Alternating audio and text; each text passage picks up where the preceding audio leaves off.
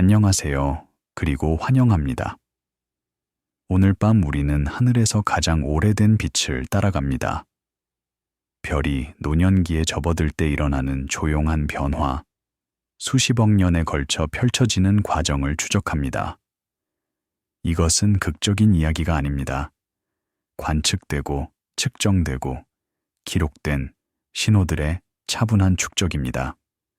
밤하늘의 붉은 점들이 별의 생애 주기에서 명확한 단계로 변모한 과정의 이야기입니다. 그리고 그 모든 것 아래에서 우리의 태양이 언젠가 따라갈 길이 조용히 기다리고 있습니다. 2024년 10월 말, 칠레 북부의 높은 고원에서 해가 진 후 새로 파란 알 위의 공기가 빠르게 식습니다. 안데스 산맥 뒤로 마지막 주황색 띠가 사라지면서 초대형 망원경의 한 유닛이 천천히 신중한 움직임으로 남쪽 하늘의 밝은 점을 향해 돌아갑니다. 이미 카탈로그에 밝고 차가운 거성으로 등재된 별입니다. 도만에서 감지기는 광자의 꾸준한 흐름을 기록하기 시작합니다. 별의 빛을 스펙트럼으로 펼쳐냅니다.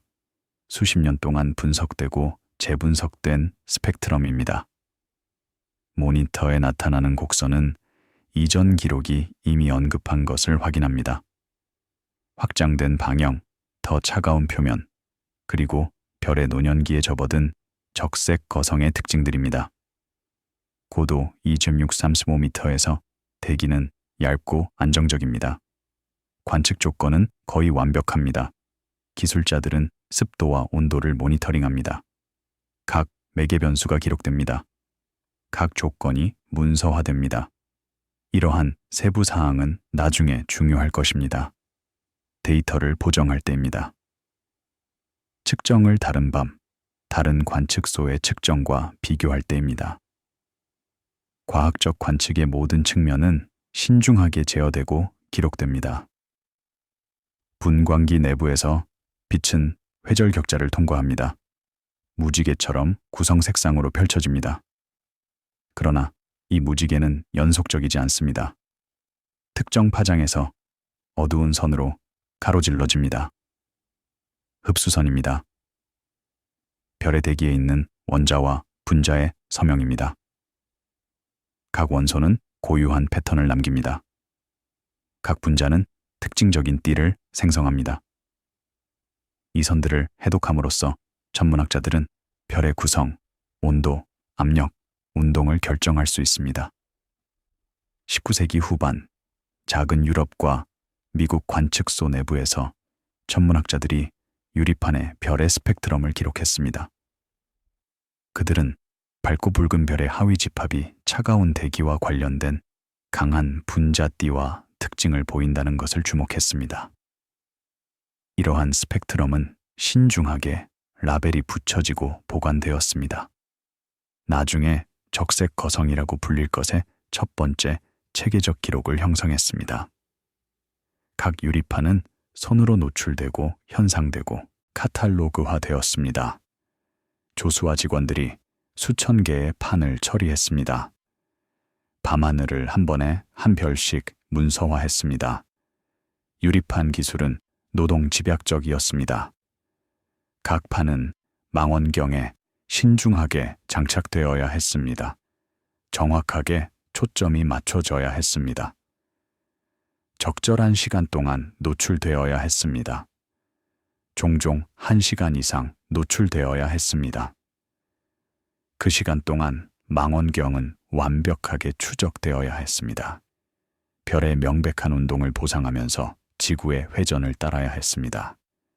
작은 추적 오류도 이미지를 흐리게 할 수 있었습니다. 스펙트럼을 쓸모없게 만들 수 있었습니다. 노출 후 판은 암실로 옮겨졌습니다. 거기서 그것은 화학 용액에서 현상되었습니다. 과정은 섬세했습니다. 온도가 중요했습니다. 타이밍이 중요했습니다. 교반이 중요했습니다. 각 변수가 최종 이미지의 품질에 영향을 미쳤습니다. 숙련된 기술자가 수년간의 경험을 통해 일관된 결과를 생산하는 방법을 배웠습니다. 각 관측소는 자체 프로토콜을 개발했습니다. 각 팀은 자체 표준을 유지했습니다. 하버드 대학 관측소의 연구자들은 넓은 테이블에 둘러앉아 판을 비교했습니다. 확대경 아래에서 스펙트럼 선이 나타났습니다. 일부는 날카롭고 일부는 넓었습니다. 일부는 파란색 끝에 집중되었고 다른 일부는 빨간색 쪽으로 이동했습니다. 패턴이 천천히 나타났습니다. 차가운 별들은 특정 분자 특징을 공유했습니다. 그러나 그들의 밝기는 크게 달랐습니다. 일부는 희미했고 다른 일부는 매우 밝았습니다. 이 밝은 차가운 별들은 무언가 다른 것을 나타냈습니다. 하버드 관측소에서 작업하는 여성 컴퓨터 그룹은 이 분류에서 중요한 역할을 했습니다. 그들은 수천 개의 스펙트럼 판을 조사했습니다. 각 별을 범주로 분류했습니다. 세부적인 카탈로그를 유지했습니다. 그들의 작업은 체계적이고 엄격했습니다. 각 분류는 특정 기준을 기반으로 했습니다. 각 결정은 문서화되었습니다. 각 항목은 교차 확인되었습니다. 이 신중한 작업이 현대 별 분류의 기초를 마련했습니다. 유리판 보관소에서 연구자들은 각 판에 표시된 날짜와 시간을 주목했습니다. 관측 조건이 기록되었습니다. 하늘의 투명도, 달빛의 존재, 사용된 노출 시간입니다. 이러한 세부 사항은 중요했습니다. 그들은 나중 분석가들이 데이터의 품질을 평가할 수 있게 했습니다. 측정의 신뢰성을 결정할 수 있게 했습니다. 각 판은 단순한 이미지가 아니었습니다. 그것은 특정 순간에 특정 조건에서 만들어진 과학적 기록이었습니다. 보관소 자체는 조심스럽게 유지되었습니다. 온도가 제어되었습니다. 습도가 모니터링되었습니다. 유리판은 충격과 손상으로부터 보호되었습니다. 각 판은 번호가 매겨지고 카탈로그화되었습니다. 교차 참조 시스템이 특정 별이나 날짜의 판을 찾을 수 있게 했습니다. 이러한 보관소는 귀중한 자원이 되었습니다. 연구자들이 수십 년 후에 돌아와 오래된 관측을 재검토할 수 있게 했습니다. 새로운 기술로 재분석할 수 있게 했습니다. 새로운 통찰력을 얻을 수 있게 했습니다. 20세기 초반 분류 체계가 성숙해지면서 연구자들은 스펙트럼 유형과 광도별로 별을 분류했습니다. 마운트 윌슨 관측소에서 관측자들은 유사한 온도를 가진 많은 차가운 별들이 밝기에서 크게 차이가 난다는 것을 관찰했습니다. 다른 방향을 암시했습니다. 겉보기 등급을 거리 추정치와 결합함으로써 그들은 이러한 밝은 차가운 별들이 물리적으로 커야 한다는 것을 확인했습니다. 초기 광도 온도 다이어그램에서 별도의 가지를 차지했습니다. 마운트 윌슨 관측소는 남부 캘리포니아의 산 위에 자리 잡고 있었습니다. 로스앤젤레스 위에 맑은 하늘을 활용하기 위해서였습니다. 아직 도시빛 공해가 심각한 문제가 되기 전이었습니다. 관측소의 100인치 망원경은 당시 세계에서 가장 컸습니다. 그것은 희미한 별을 관찰할 수 있었습니다. 상세한 스펙트럼을 기록할 수 있었습니다. 정밀한 측정을 할 수 있었습니다. 이것은 별 연구의 황금 시대였습니다. 분광학의 개척자들은 별빛이 프리즘을 통과할 때 관찰되는 어두운 선에 매료되었습니다. 각 선은 특정 원소 또는 분재에 해당했습니다. 별의 대기에 존재하는 것입니다. 적색 거성의 스펙트럼에서 그들은 산화 티타늄 같은 분자의 두드러진 띠를 발견했습니다. 차가운 온도에서만 형성될 수 있는 분자입니다. 이것은 이 별들이 주계열 별보다 훨씬 더 차갑다는 것을 확인했습니다. 동일한 질량을 가진 별들보다 훨씬 더 차갑다는 것을 확인했습니다. 산화 티타늄 D의 발견은 중요했습니다. 그것은 온도 지표를 제공했습니다. 신뢰할 수 있고 측정 가능한 온도 지표를 제공했습니다. 3500켈빈 이하에서만 산화 티타늄이 안정적으로 형성될 수 있다는 것을 실험실 연구가 보여주었습니다. 따라서 그것의 존재는 별이 이 온도보다 차갑다는 것을 의미했습니다.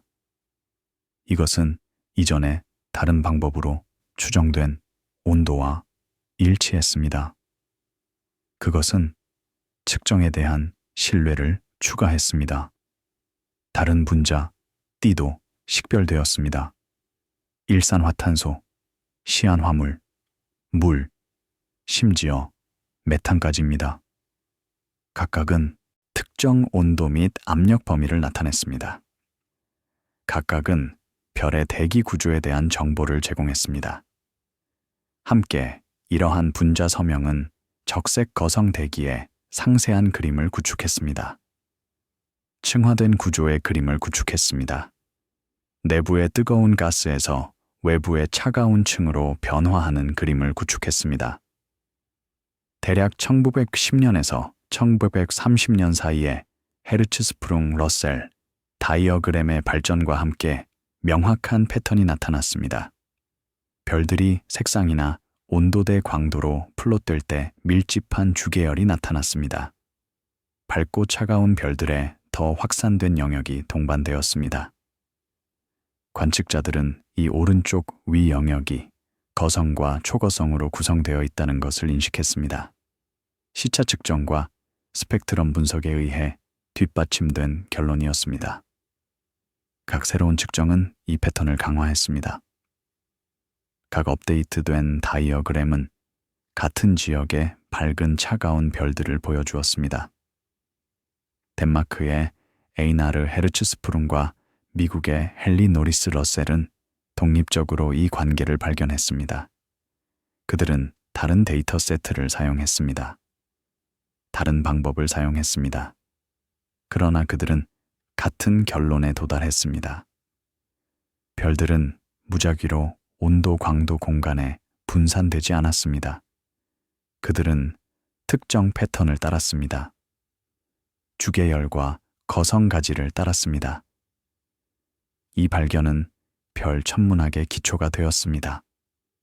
헤르츠스프룽은 처음에 변광성을 연구하고 있었습니다. 밝기가 변하는 별을 연구하고 있었습니다. 그는 이러한 별 중 일부가 매우 밝다는 것을 주목했습니다. 본질적으로 밝다는 것을 주목했습니다. 그들은 다른 별들보다 멀리 떨어져 있을 수 있었지만 여전히 맨눈에 보였습니다. 그는 이것이 그들이 거대해야 함을 의미한다고 깨달았습니다. 엄청나게 크고 밝아야 함을 의미한다고 깨달았습니다. 그는 이것들을 거성이라고 불렀습니다. 더 작고 희미한 별들과 구별하기 위해서였습니다. 러셀은 독립적으로 유사한 패턴을 발견했습니다. 그는 프린스턴에서 별의 시차와 등급을 연구하고 있었습니다. 그는 별들을 절대, 등급대, 스펙트럼 유형으로 플롯했을 때 주계열이 나타난다는 것을 발견했습니다. 그러나 그는 또한 이 시퀀스 위에 밝은 별들이 있다는 것을 주목했습니다. 같은 스펙트럼 유형이지만 훨씬 더 밝은 별들이 있다는 것을 주목했습니다. 그는 이것들도 거성이어야 한다고 결론지었습니다. 조용한 관측소 사무실에서 내부 보고서를 위해 인쇄된 다이어그램은 같은 지속적인 패턴을 보여주었습니다. 연구자들은 이것이 관측상의 인공물이 아니라는 확신을 얻었습니다. 적색 거성은 실제였습니다. 안정적이고 잘 채워진 단계였습니다. 특정 임계값보다 큰 많은 별들에게 나타났습니다. 로그북은 관측 날짜와 시간을 기록했습니다. 조건과 사용된 계측기를 기록했습니다. 축적된 기록은 개별 데이터 포인트를 더 큰 구조로 변환했습니다. 다이어그램 자체는 이해의 도구가 되었습니다. 연구자들은 새로운 별을 관찰할 때 다이어그램에 플롯할 수 있었습니다. 그것이 어디에 떨어지는지 볼 수 있었습니다. 주계열에 있는지, 거성 가지에 있는지, 아니면 다른 곳에 있는지 볼 수 있었습니다. 이것은 별을 분류하는 데 도움이 되었습니다. 그것의 속성을 이해하는 데 도움이 되었습니다. 그것의 진화 상태를 추정하는 데 도움이 되었습니다. 다이어그램은 별 천문학의 기본 도구가 되었습니다. 20세기 중반 내내 지상 기반 프로그램에 개선된 측광법과 시차 데이터가 이러한 배치를 정제했습니다. 헨리 드레이퍼 카탈로그와 같은 카탈로그가 더 정확한 위치와 거리를 추가했습니다. 나중에 우주 기반 천체 측정 임무가 이를 계속했습니다. 반복된 측정은 적색 거성이 안정적이고 잘 채워진 단계라는 것을 확인했습니다. 관측상의 인공물이 아니었습니다. 그들은 별 진화의 실제 단계였습니다. 헨리 드레이퍼 카탈로그는 기념비적인 작업이었습니다. 그것은 거의 400,000개의 별의 스펙트럼을 나열했습니다. 각각은 분류되고 카탈로그화되었습니다. 작업은 수십 년에 걸쳐 진행되었습니다. 1918년에서 1924년 사이에 처음 발표되었습니다. 확장판이 나중에 나왔습니다. 카탈로그는 별 분류의 표준이 되었습니다. HD 번호는 여전히 많은 별을 식별하는 데 사용됩니다. 각 거성의 색상 지수가 신중하게 측정되었습니다. 여러 필터를 통한 밝기가 비교되었습니다. 이러한 측정은 표면 온도에 대한 정보를 제공했습니다. 전형적인 적색 거성은 약 3,000-4,000 켈빈의 표면 온도를 가지고 있습니다. 태양의 5볼 800 켈빈보다 훨씬 낮습니다. 이 낮은 온도가 붉은색을 설명합니다. 빛의 대부분이 스펙트럼의 빨간색 끝에서 방출됩니다. 색상 측정은 표준 필터를 사용하여 이루어졌습니다. 가장 일반적인 시스템은 UVB 시스템이었습니다. 자외선, 파란색, 시각적, 녹색, 노란색 필터를 사용했습니다. 나중에 빨간색과 적외선 필터가 추가되었습니다. 각 필터를 통한 별의 밝기를 측정함으로써 천문학자들은 색상 지수를 계산할 수 있었습니다. BB 지수와 같은 것입니다. 파란색과 시각적 등급의 차이입니다. 이 지수는 온도와 직접 관련되어 있었습니다. 적색 거성의 경우 BB 지수는 일반적으로 1.0보다 큽니다. 종종 1.5 또는 2.0보다 큽니다. 비교를 위해 태양의 BB는 약 0.65입니다. 더 뜨거운 파란색 별은 0 또는 음수값을 가집니다. 따라서 BB 지수는 별을 분류하는 빠른 방법을 제공했습니다. 온도 범위에 배치하는 빠른 방법을 제공했습니다. 적색 거성을 식별하는 빠른 방법을 제공했습니다. 국립 매핑 및 천체 측정 프로그램은 20세기 초반부터 운영되었습니다. 정밀한 위치와 시차 측정을 제공했습니다. 그들의 장기 조사는 종종 항해와 참조 프레임 개선을 목표로 했습니다. 그러나 그들은 또한 별 연구에 필수적인 거리를 제공했습니다. 본질적으로 밝은 거성을 근처 외성과 구별하는 데 필요한 거리였습니다. 각 프로그램은 수십 년 동안 실행되었습니다. 데이터가 축적되었습니다. 거리 추정치가 개선되었습니다. 시차 측정은 특히 도전적이었습니다. 지구의 궤도 운동으로 인한 별의 명백한 이동은 대부분의 별에 대해 매우 작습니다. 1초각의 작은 분수입니다. 1초각은 1km 떨어진 곳에서 1cm 물체를 보는 것과 같습니다. 그리고 대부분의 별 시차는 이보다 훨씬 작습니다. 이러한 작은 각도를 측정하려면 극도의 정밀도가 필요했습니다. 안정적인 망원경이 필요했습니다. 정확한 보정이 필요했습니다. 인내심 있는 관찰이 필요했습니다. 수년 또는 수십 년 동안의 관찰이 필요했습니다. 초기 시차 프로그램은 사진판을 사용했습니다. 같은 별 영역의 판이 1년 중 다른 시기에 찍혔습니다. 6개월 간격으로 찍혔습니다. 지구가 태양 주위 궤도의 반대편에 있을 때입니다. 판들이 조심스럽게 비교되었습니다. 배경 별들에 대한 대상 별의 위치가 측정되었습니다. 작은 이동이 시차를 나타냈습니다. 따라서 거리를 나타냈습니다. 이 작업은 지루하고 정밀했습니다. 각 위치는 현미경으로 측정되어야 했습니다. 판 결함이 보장되어야 했습니다. 대기 굴절이 고려되어야 했습니다. 망원경 광학의 왜곡이 교정되어야 했습니다.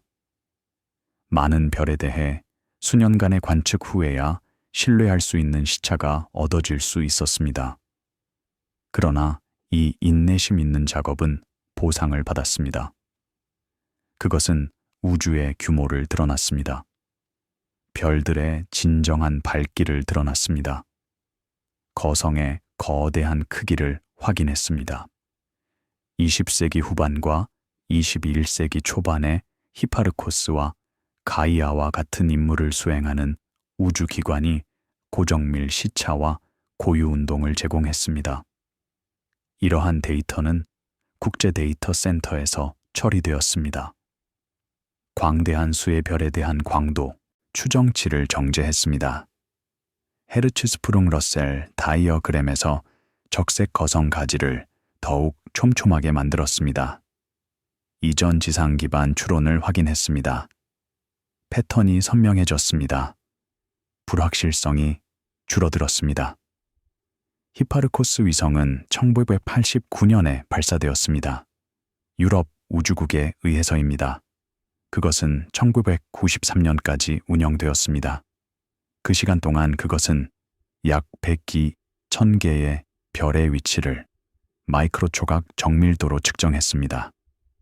이것은 지상 기반 측정보다 1100배 더 정확했습니다. 히파르코스 데이터는 별 천문학을 혁명화했습니다. 그것은 수천 개의 별에 대한 정확한 거리를 제공했습니다. 그것은 헤르츠스프룽 러셀 다이어그램을 전례 없는 정밀도로 채웠습니다. 가이아 위성은 특히 혁명적이었습니다. 2013년에 발사되어 지금까지 운영되고 있습니다. 그것은 10억 개 이상의 별의 위치, 거리, 운동을 측정했습니다. 전례 없는 정밀도로 측정했습니다. 적색 거성의 경우 가이아 데이터는 그들의 정확한 광도를 결정할 수 있게 했습니다. 그들의 정확한 위치를 다이어그램에서 결정할 수 있게 했습니다. 그들의 정확한 진화 상태를 결정할 수 있게 했습니다. 가이아의 정밀도는 놀랍습니다. 그것은 밝은 별에 대해 마이크로 초각의 수십 분의 1까지 위치를 측정할 수 있습니다. 이것은 달 표면의 동전을 측정하는 것과 같습니다. 지구에서 이러한 정밀도는 수천 파색 떨어진 별의 거리를 결정할 수 있게 합니다. 정확도가 몇 퍼센트 이내입니다. 그것은 은하수의 3차원 지도를 만들 수 있게 합니다. 그것은 별들이 어떻게 움직이는지 연구할 수 있게 합니다. 그것은 은하의 구조를 이해할 수 있게 합니다. 칠레, 하와이 및 기타 지역의 현대 대형 관측소는 이제 장기 분광 프로그램을 유지합니다. 그들의 계측기는 국내 및 국제 컨소시엄의 지원을 받습니다. 알려진 거성을 반복적으로 관찰합니다.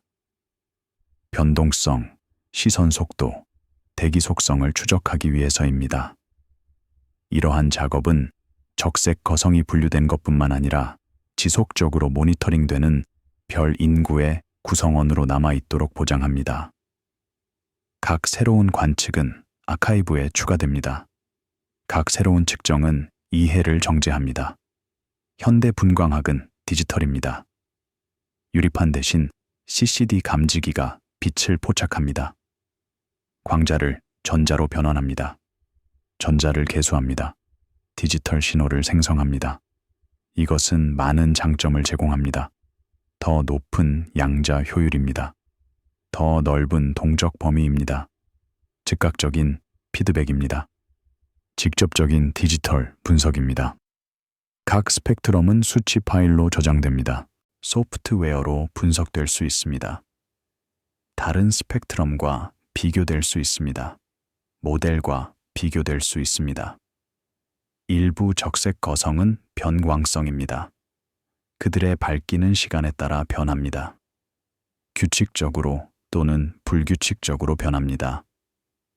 미라형 변광성은 수백일의 주기로 극적으로 변합니다. 밝기가 수백 배까지 변할 수 있습니다. 방유칙 변광성은 덜 예측 가능한 변화를 보입니다. 이러한 변화는 별의 외부 층에서의 맥동에서 비롯됩니다. 팽창하고 수축하는 층입니다. 이 맥동은 별의 내부 구조에 대한 정보를 제공합니다. 미라는 가장 유명한 변광 적색 거성입니다. 고래자리에서 발견되는 별입니다. 그것은 1996년에 처음 변광성으로 인식되었습니다. 데이비드 파브리시우스에 의해서입니다. 이름 미라는 놀라운 것들 의미합니다. 라틴어로. 별은 약 332일의 주기로 변합니다. 최대 밝기에서 그것은 맨눈에 쉽게 보입니다. 최소 밝기에서 그것은 망원경이 필요합니다. 이 극적인 변화는 별의 맥동에서 비롯됩니다. 미라형 변광성의 맥동은 복잡합니다. 그들은 별 전체를 포함합니다. 전체 별이 팽창하고 수축합니다. 방향이 50% 이상 변할 수 있습니다. 표면 온도도 변합니다. 밝기도 변합니다. 변화는 별의 내부 구조와 연결되어 있습니다. 헬륨 이온화 구역의 불안정성과 연결되어 있습니다. 이 구역은 맥동을 구동하는 에너지 저장소 역할을 합니다. 많은 관측자에게 축적된 기록은 밤하늘의 밝은 붉은 점들이 별 진화의 정의된 범주로 어떻게 이동했는지 보여줍니다.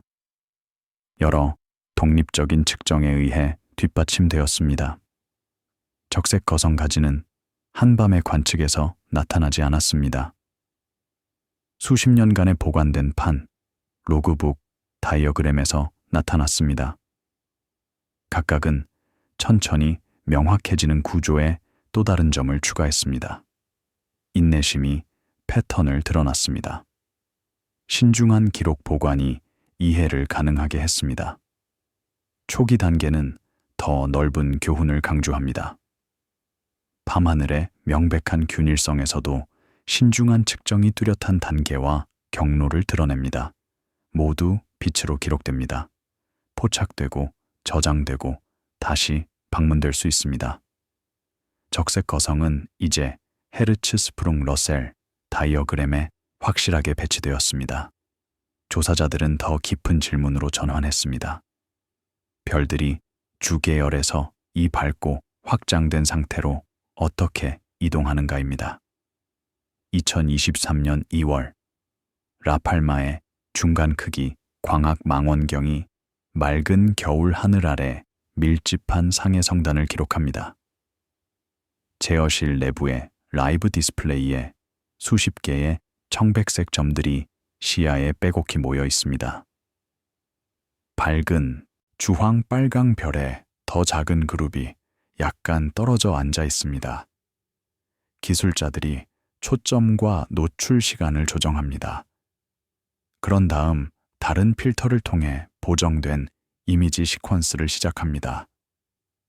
각 프레임은 기록되고 보관되면 이 성단에 대한 색등급 다이어그램으로 나중에 변환될 색상과 밝기 정보를 제공합니다. 성단은 별 진화를 연구하는데 이상적인 실험실입니다. 성단의 모든 별은 거의 같은 시간에 형성되었습니다. 같은 물질 구름에서 형성되었습니다. 그들은 거의 같은 거리에 있습니다. 거의 같은 초기 구성을 가지고 있습니다. 유일한 주요 차이점은 그들의 질량입니다. 이것은 질량이 별 진화에 어떻게 영향을 미치는지 연구하는 것을 이상적으로 만듭니다. 성단 형성 과정 자체는 매혹적입니다. 그것은 거대한 분자구름의 붕괴로 시작됩니다. 수천 또는 수백만 태양 질량의 가스와 먼지입니다. 구름의 어떤 부분이 중력적으로 불안정해집니다. 아마도 근처 초신성의 충격파에 의해 촉발됩니다. 아마도 다른 구름과의 충돌에 의해 촉발됩니다. 불안정한 지역이 붕괴하기 시작합니다. 밀도가 높은 핵을 형성합니다. 이 책들이 별이 됩니다. 성단의 모든 별은 몇백만 년 이내에 형성됩니다. 우주시간 척도에서는 거의 동시에입니다. 그들은 같은 원료를 공유합니다. 같은 화학 조성을 공유합니다. 따라서 성단 내 별들 사이에 관측된 차이는 그들의 질량과 나이에서의 작은 차이로 귀속될 수 있습니다. 이것은 그들을 별 진화 연구에 강력하게 만듭니다. 20세기 중반 관측자들이 광전 측광법을 사용하여 상해 성단과 구상 성단에 대한 색등급 다이어그램을 처음 구성했을 때 작업이 시작되었습니다. 그들은 각 성단이 특징적인 주계열, 턴오프 포인트, 그리고 종종 적색 거성의 뚜렷한 가지를 보여준다는 것을 주목했습니다. 성단 전체에서 턴오프 위치를 비교함으로써 연구자들은 그 위치와 성단 나이 사이의 관계를 확인했습니다. 패턴이 나타났습니다. 오래된 성단은 낮은 턴오프를 보였습니다. 젊은 성단은 높은 턴오프를 보였습니다. 광전 측광법은 20세기 중반의 주요 기술적 진보였습니다. 사진판을 광전 증배관으로 대체했습니다. 광자를 전자로 변환하는 장치였습니다. 전자를 증폭하는 장치였습니다. 측정 가능한 전류를 생성하는 장치였습니다. 이것은 훨씬 더 정확한 밝기 측정을 허용했습니다. 훨씬 더 신뢰할 수 있는 색상 측정을 허용했습니다. 주계열 턴오프는 중요한 개념입니다. 그것은 별들이 주계열을 떠나기 시작하는 다이어그램의 지점입니다. 코어, 수소를 소진하기 시작하는 지점입니다. 거성으로 진화하기 시작하는 지점입니다. 턴오프의 위치는 성단의 나이에 달려 있습니다. 오래된 성단에서는 더 무거운 별들이 이미 주계열을 떠났습니다. 턴오프가 낮습니다. 젊은 성당에서는 가장 무거운 별들만 떠났습니다. 턴오프가 높습니다. 이것은 간단한 물리학에서 따라옵니다. 더 무거운 별은 코어 수소를 더 빨리 연소시킵니다. 그들은 더 짧은 주계열 수명을 가집니다. 따라서 주어진 성단 나이에 대해 특정 질량 이상의 모든 별은 주계열을 떠났을 것입니다. 특정 질량 이하의 모든 별은 여전히 주계열에 있을 것입니다. 경계는 턴오프를 표시합니다. 그것의 위치는 성단 나이를 나타냅니다. 1950년대와 1970년대 사이에 점점 더 정확한 측광법과 개선된 거리 추정치가 이러한 다이어그램을 정제했습니다. 구상 성단 연구는 오래된 주계열 위에 길고 잘 채워진 적색 거성 가지를 보여주었습니다. 젊은 상의 성단은 더 적은 거성과 더 밝은 턴오프를 나타냈습니다. 이러한 패턴은 아틀라스와 기술 보고서에 문서화되었습니다. 별 진화 모델을 위한 경험적 기반을 형성했습니다. 각 다이어그램은 신중하게 구성되었습니다. 각 측정은 보정되었습니다. 각 비교는 기록되었습니다. 구상 성단은 특히 유용했습니다. 그들은 매우 오래되었습니다. 종종 100억 년 이상 오래되었습니다. 그들은 많은 별을 포함합니다. 종종 수십만 또는 수백만 개의 별을 포함합니다. 그들은 컴팩트합니다. 비교적 작은 하늘 영역에 모여 있습니다. 이것은 그들을 상세한 연구에 이상적으로 만듭니다. 많은 별이 한 번에 관찰될 수 있습니다. 같은 조건 해서 관찰될 수 있습니다. 우리 은혜는 약 150개의 알려진 구상 성단이 있습니다. 각각은 고유한 특성을 가지고 있습니다. 고유한 나이를 가지고 있습니다. 고유한 금속성을 가지고 있습니다. 고유한 별 인구를 가지고 있습니다. 함께 그들은 은하 역사에 대한 화석 기록을 제공합니다. 그들은 은하가 어떻게 형성되고 진화했는지 보여줍니다. 그들은 우주가 시간이 지남에 따라 어떻게 변했는지 보여줍니다. 병렬 이론 작업은 코어 수소를 소진한 후 다른 질량의 별들이 어떻게 진화하는지 모델을 개발했습니다. 계산은 주계열을 떠난 후 별들이 팽창하고 냉각된다는 것을 보여주었습니다. 헤르츠 스프롱 러셀 다이어그램의 거성 영역을 향해 이동했습니다. 컴퓨터가 더 강력해지면서 진화 궤적의 그리드가 계산되었습니다. 관측된 성단 시퀀스와 비교되었습니다. 모델과 색등급 다이어그램 사이의 일관성은 적색 거성이 수소 껍질 연소의 후기 단계를 나타낸다는 아이디어를 뒷받침했습니다. 그리고 나중에 태양과 같은 별에 대한 헬륨 코어 연소를 뒷받침했습니다. 별 진화의 물리학은 복잡합니다. 그것은 핵 물리학을 포함합니다. 중력 물리학을 포함합니다. 복사 전달을 포함합니다. 대류를 포함합니다. 이 모든 과정이 별의 내부에서 상호작용합니다. 그들은 별이 어떻게 진화하는지 결정합니다. 얼마나 빨리 진화하는지 결정합니다. 어떤 경로를 따르는지 결정합니다. 별의 핵에서 수소는 헬륨으로 융합됩니다. 양성자 사슬 또는 CNO 주기를 통해서입니다. 이 과정은 에너지를 방출합니다. 별을 빛나게 하는 에너지입니다. 중력 붕괴에 대항하는 에너지입니다. 코어에 충분한 수소가 있는 한 별은 안정적입니다. 그것은 주계열에 있습니다. 그러나 결국 수소가 고갈됩니다. 그런 다음 별은 진화해야 합니다. 코어 수소가 고갈되면 코어는 수축하기 시작합니다. 그것은 가열됩니다. 코어 주위에 수소 껍질이 점화됩니다. 이 껍질은 헬륨을 생성합니다. 헬륨은 코어에 추가됩니다. 코어는 계속 수축합니다. 계속 가열됩니다. 외부층은 반응합니다. 그들은 팽창합니다. 그들은 생각됩니다. 별은 거성이 됩니다. 관측소에서 연구자들은 이론적 궤적을 관측된 다이어그램 위에 겹쳤습니다. 정렬이 명확했습니다. 모델 예측은 실제 별 분포와 일치했습니다. 각 성당은 테스트를 제공했습니다. 각 정렬은 신뢰를 추가했습니다. 수십 년에 걸쳐 그림이 수렴했습니다. 적색 거성은 단지 밝은 차가운 별이 아니었습니다. 그들은 별 노화의 예측 가능한 단계였습니다.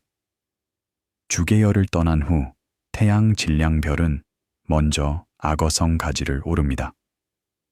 코어가 수축하고 가열되는 동안입니다. 수소 껍질 연소가 시작됩니다. 코어 주위의 껍질에서 수소가 헬륨으로 타고 있습니다.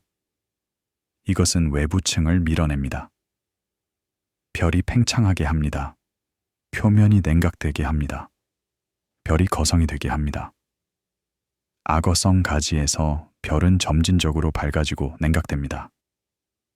헬륨 코어는 계속 성장합니다. 계속 수축합니다. 결국 코어는 전자 축퇴됩니다. 전자가 양자 역학적 효과에 의해 더 이상의 압축에 저항하는 상태입니다. 코어는 등온적이 됩니다. 전체에 걸쳐 거의 같은 온도를 가집니다. 특정 시점에서 코어 온도는 헬륨 융합을 점화하기에 충분히 높아집니다. 태양 질량별의 경우 이것은 축토의 코어에서 발생합니다.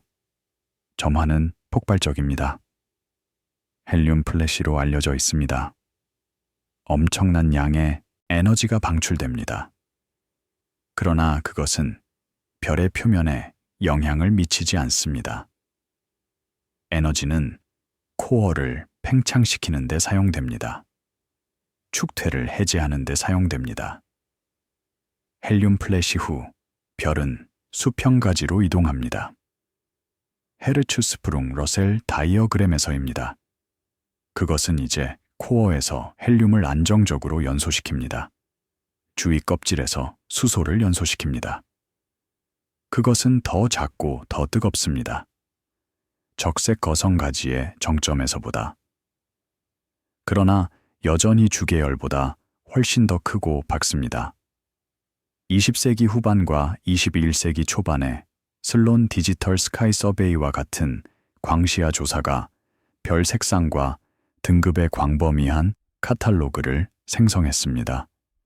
후속 측광 프로젝트가 계속되었습니다.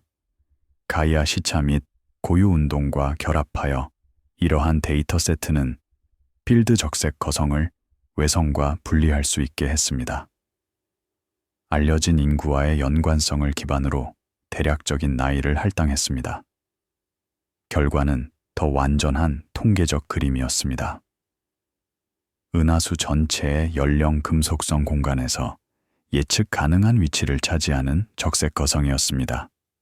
슬론 디지털 스카이 서베이는 2000년에 시작되었습니다. 그것은 하늘의 약 3분의 1을 이미지화했습니다. 5개의 광학 필터에서 이미지화했습니다. 그것은 또한 수백만 개의 천체의 스펙트럼을 얻었습니다.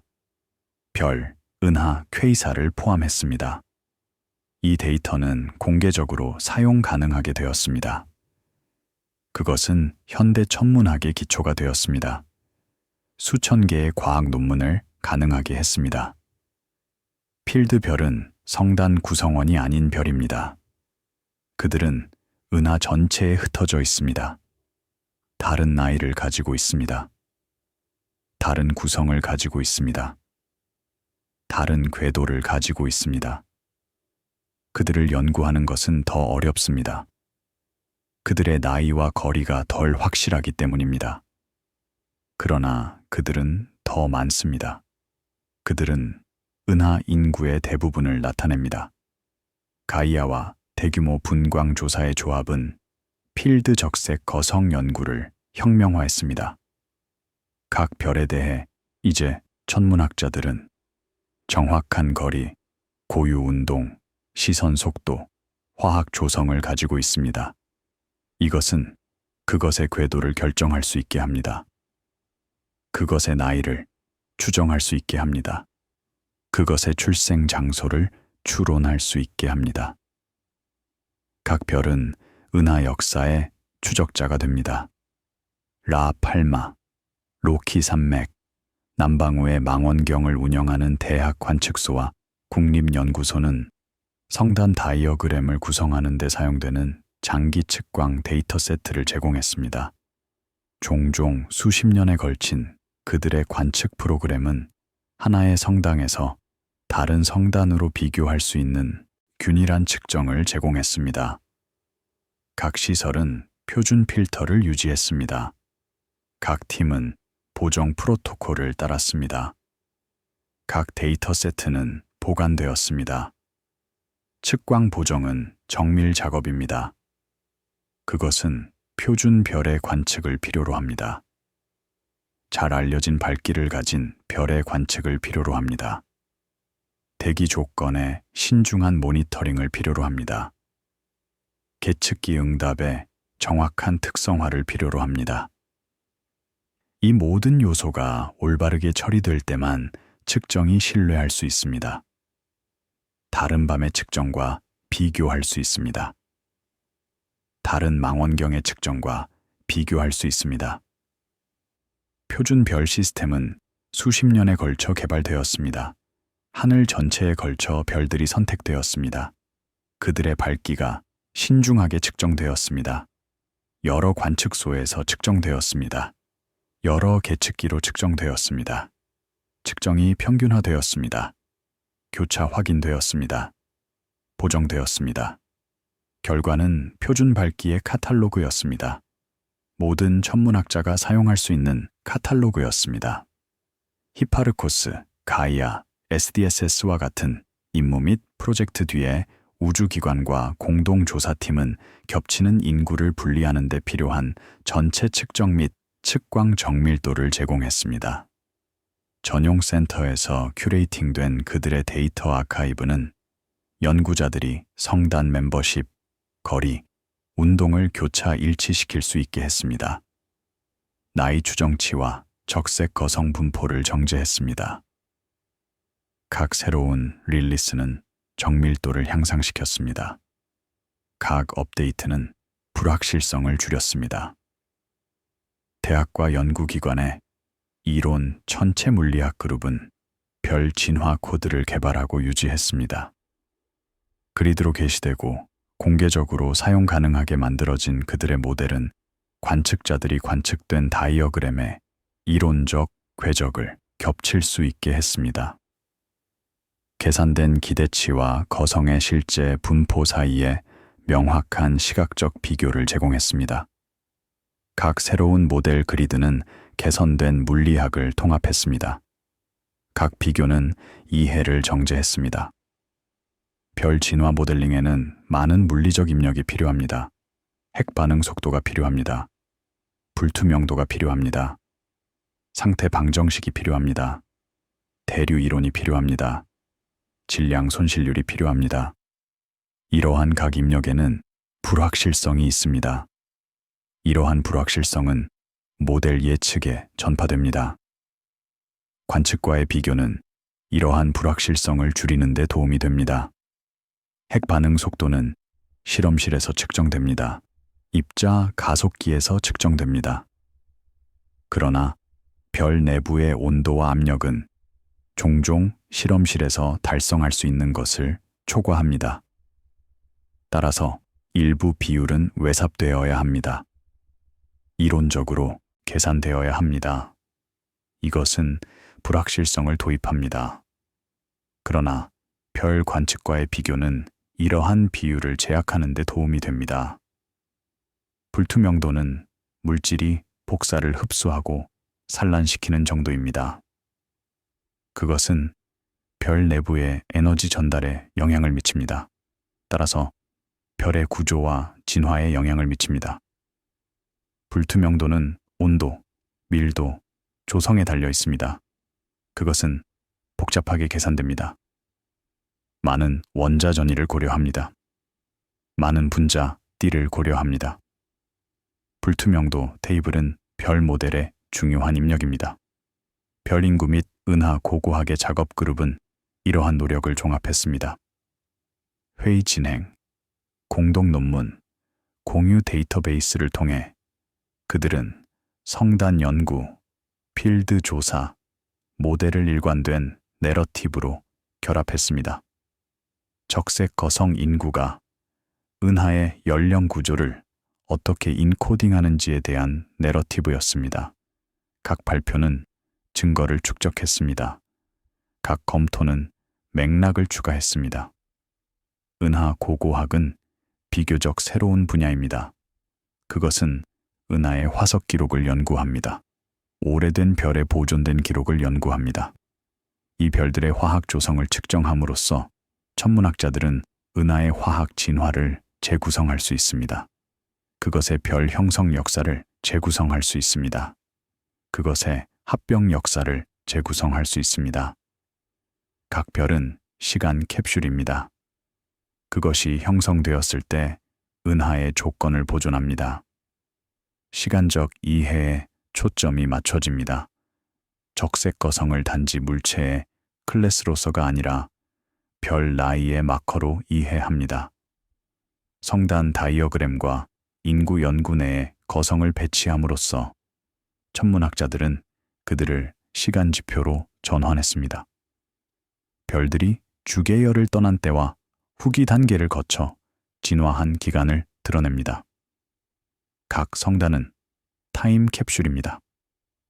각 다이어그램은 연대기입니다. 은하의 화학 진화도 역할을 합니다.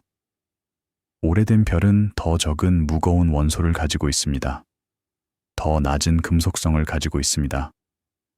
젊은 별은 더 많은 무거운 원소를 가지고 있습니다. 더 높은 금속성을 가지고 있습니다. 이것은 우주가 시간이 지남에 따라 무거운 원소가 풍부해지기 때문입니다. 별들이 그들을 생산하고 방출하기 때문입니다.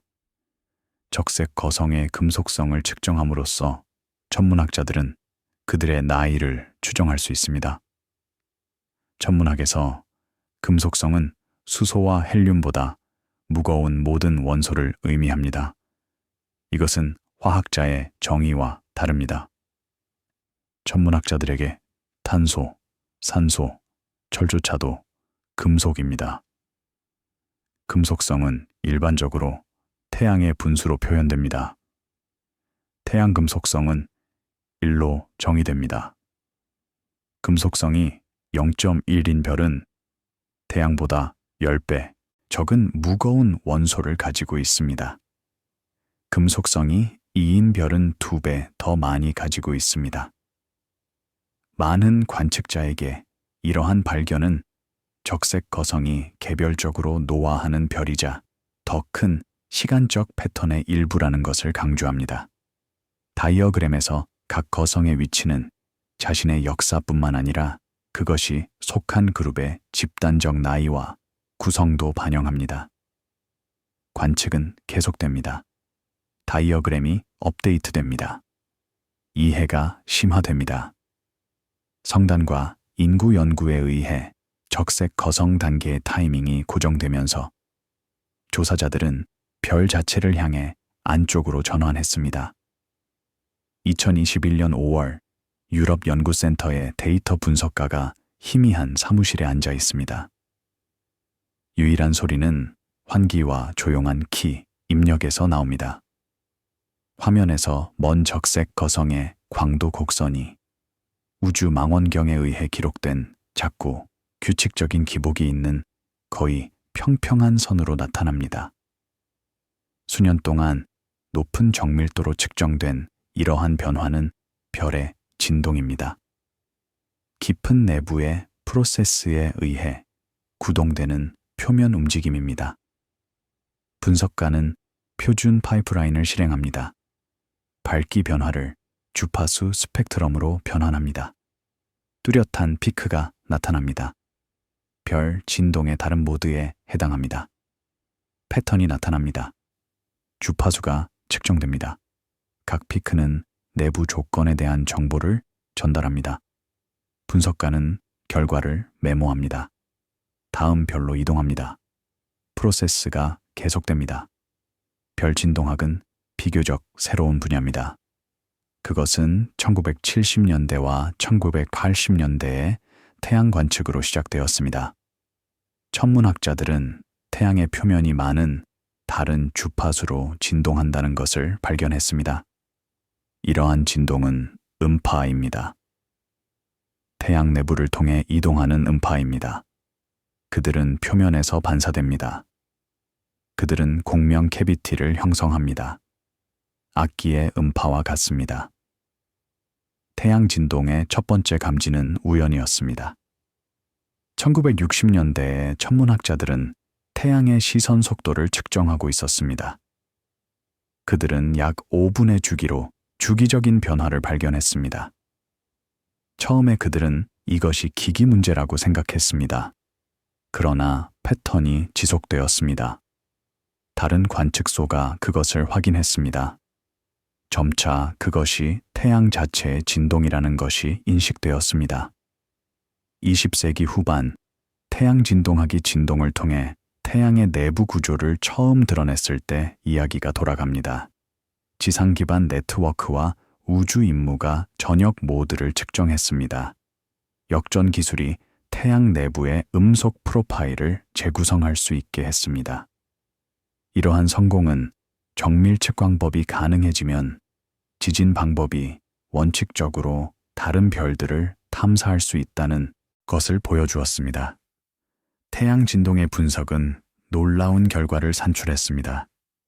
그것은 태양의 내부 구조를 드러났습니다. 에너지를 전달하는 다른 층을 드러났습니다. 대류 구역의 깊이를 측정할 수 있게 했습니다. 코어의 회전 속도를 결정할 수 있게 했습니다. 심지어 태양 내부의 헬륨 풍부도를 추론할 수 있게 했습니다. 대류 구역은 에너지가 대류에 의해 전달되는 태양의 외부 층입니다. 뜨거운 가스가 상승하고 차가운 가스가 하강하는 층입니다. 대류 구역의 기전은 태양 내부의 중요한 경기입니다. 태양 진동학은 그것의 깊이를 정밀하게 측정할 수 있었습니다. 태양 방영의 약 70.3%입니다. 이것은 태양 모델에 대한 중요한 제약이었습니다. 2000년대 후반 코로티 및 케플러와 같은 임무의 발사와 함께 많은 적색 거성을 포함하여 수만 개의 별에 대한 연속적이고 고정밀 광도 곡선이 기록되었습니다. 2009년에서 2014년 사이에 이러한 데이터의 분석은 거성이 태양과 같은 진동을 나타낸다는 것을 보여주었습니다.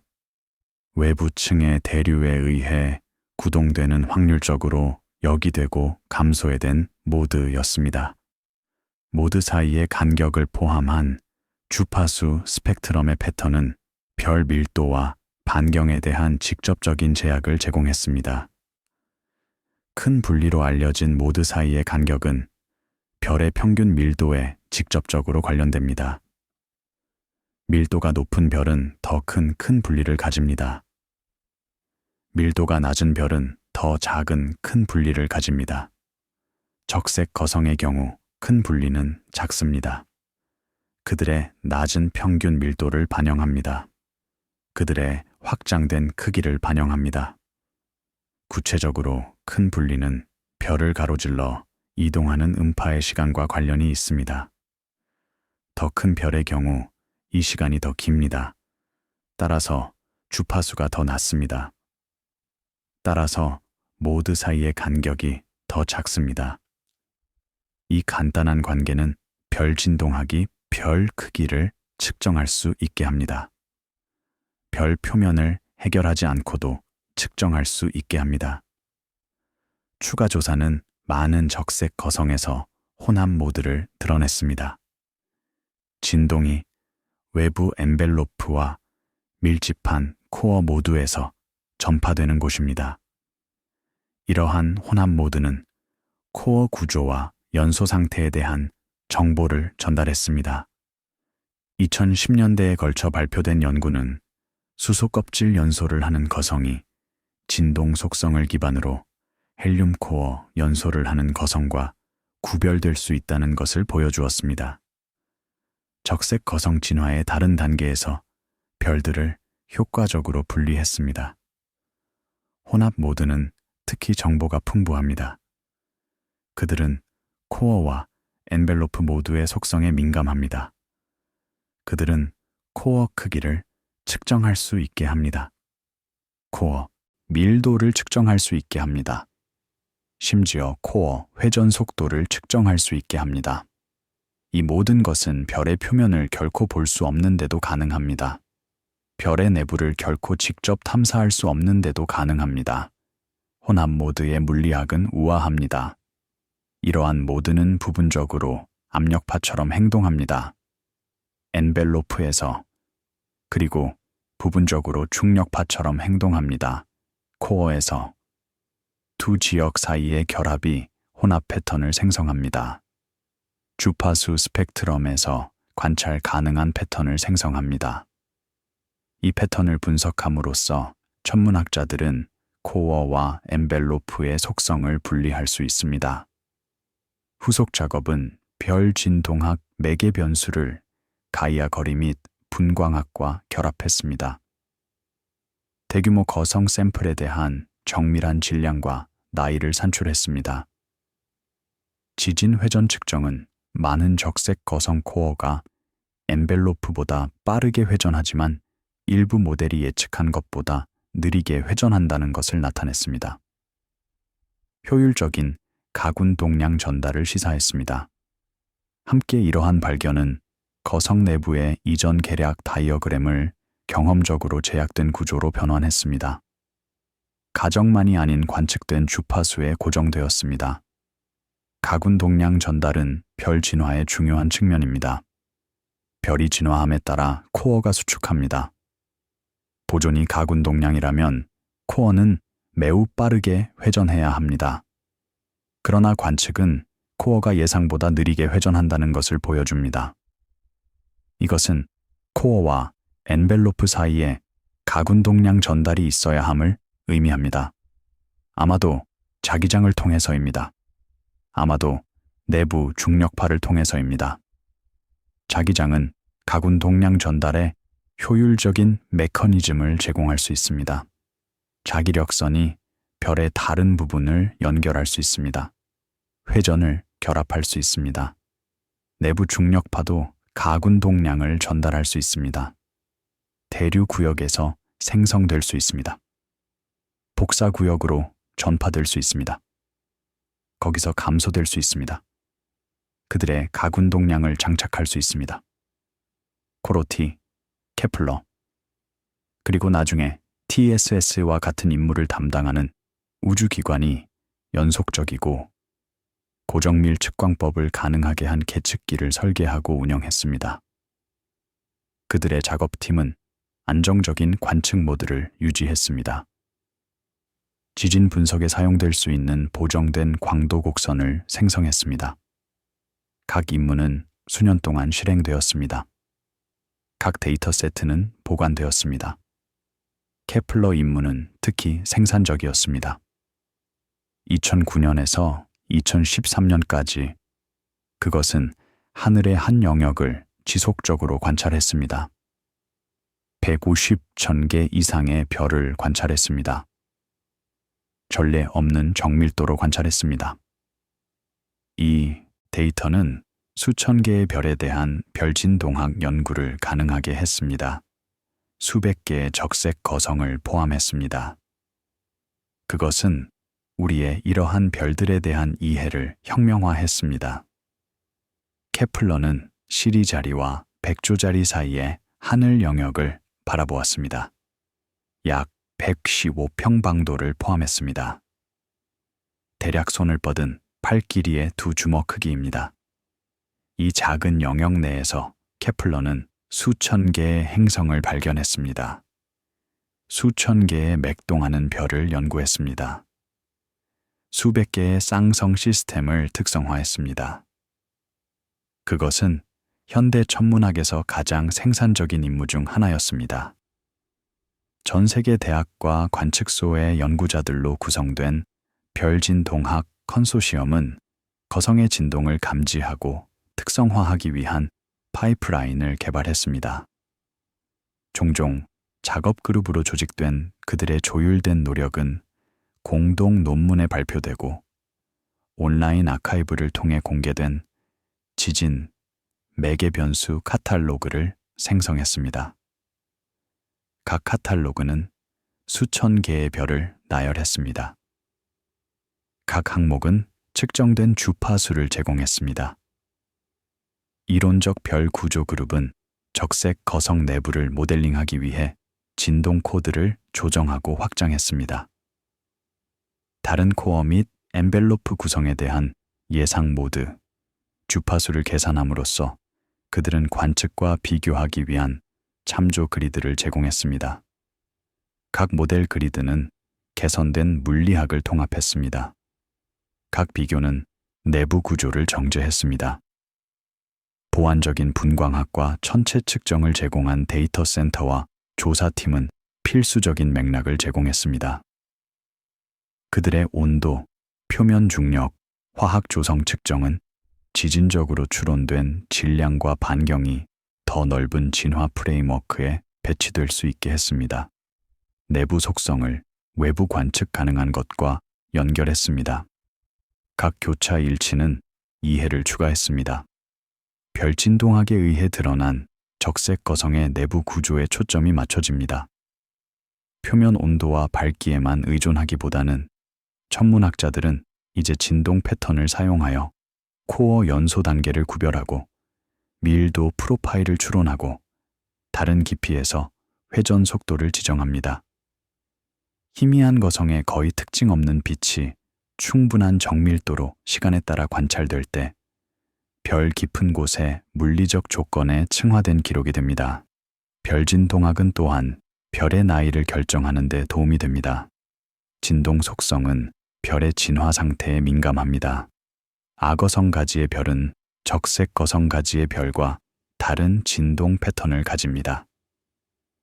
헬륨 플래시 후의 별은 또 다른 패턴을 가집니다.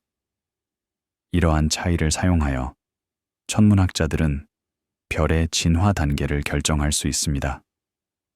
따라서 그들의 나이를 결정할 수 있습니다.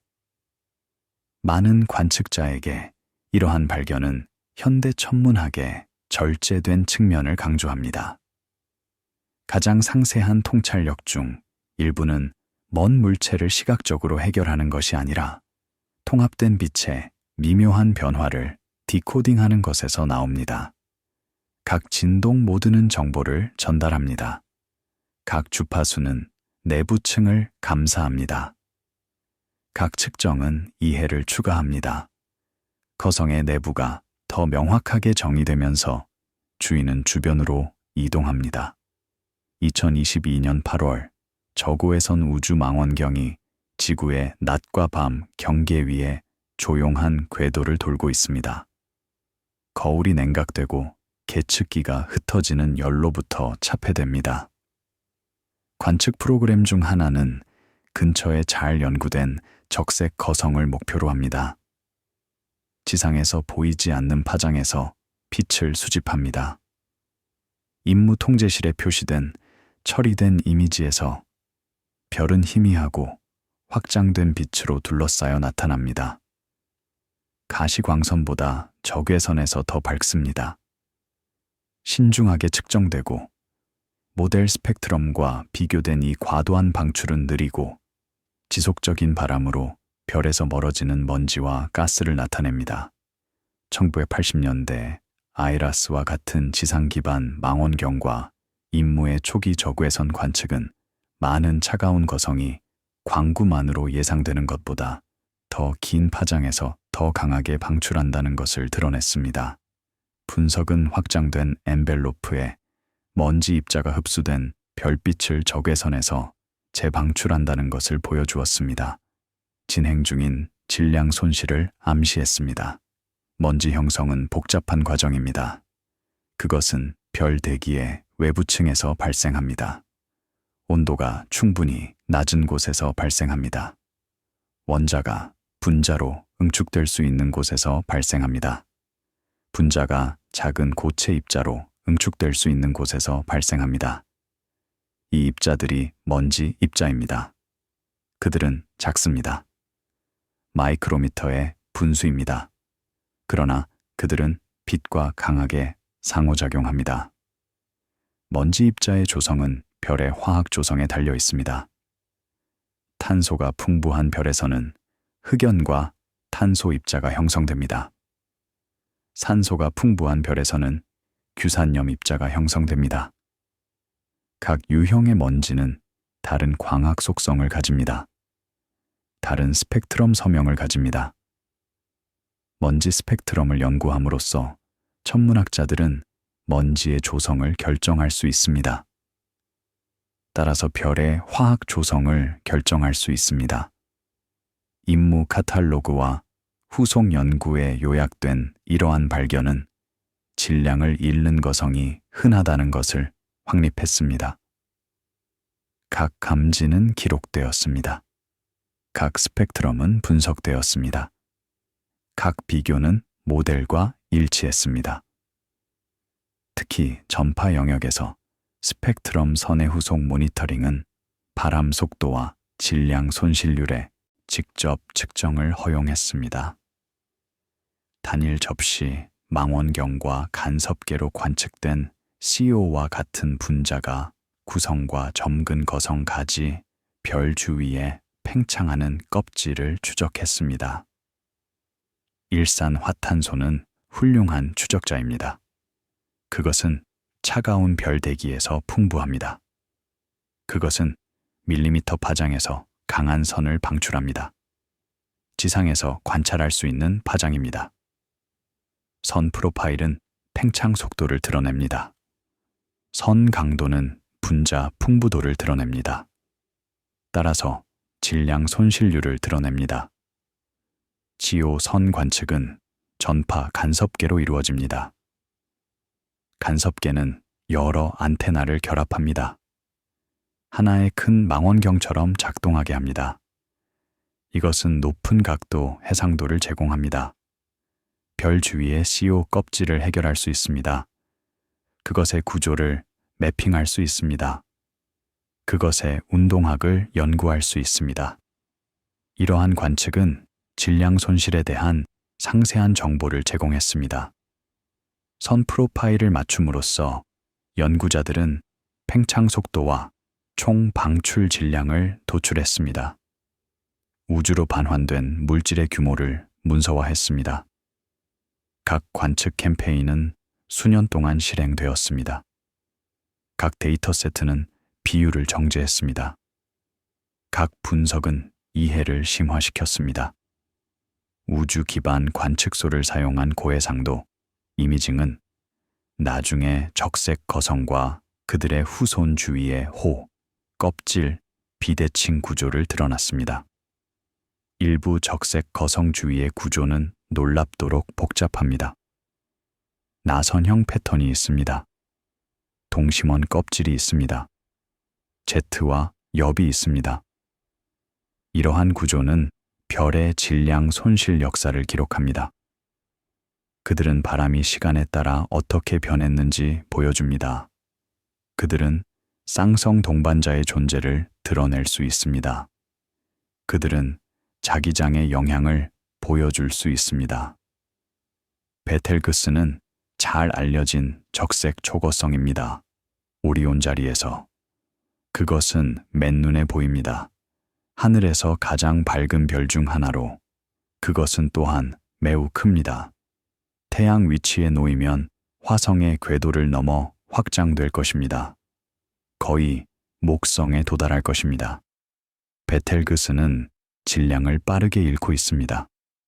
별 바람을 통해서입니다. 그것은 먼지와 가스의 복잡한 엔벨로프로 둘러싸여 있습니다. 고해상도 이미징은 베텔그스의 표면의 구조를 드러냈습니다. 뜨겁고 차가운 점이 있습니다. 밝고 어두운 영역이 있습니다. 이것들은 거대한 대류세포일 수 있습니다.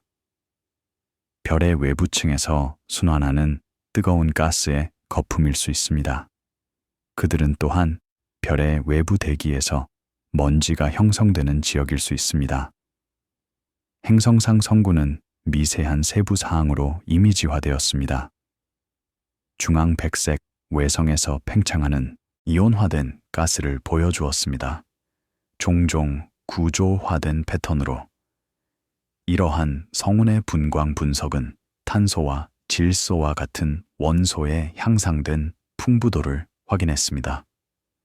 거성 내부의 핵합성과 표면으로의 후속 드래지압과 일치했습니다.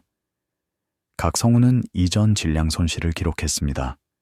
각 스펙트럼은 구성을 드러났습니다. 행성상 성우는 아름답습니다. 그들은 우주에서 가장 시각적으로 인상적인 물체 중 일부입니다. 그러나 그들은 또한 정보가 풍부합니다. 그들은 별 진화의 후기 단계를 드러냅니다. 그들은 핵합성의 산물을 보여줍니다. 그들은 성간 매체의 농축에 기여합니다. 그들은 적색 거성의 유산입니다. 나선 성운은 잘 알려진 행성상 성운입니다. 물병자리에서. 그것은 지구에서 약 700광년 떨어져 있습니다. 성운은 팽창하는 가스 껍질을 보여줍니다. 죽어가는 별에서 방출된 것입니다. 중심별은 백색 외성입니다. 한때 태양과 같은 별의 핵이었습니다.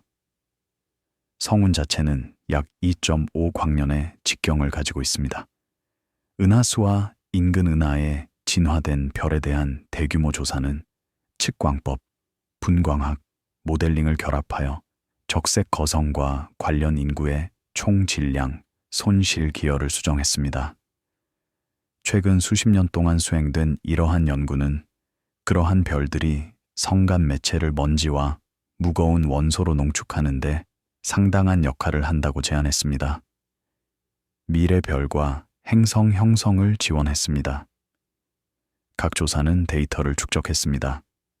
각 추정치는 기여를 정량화했습니다. 적색 거성과 점근 거성 가지별은 은하 먼지 예산의 주요 기자입니다.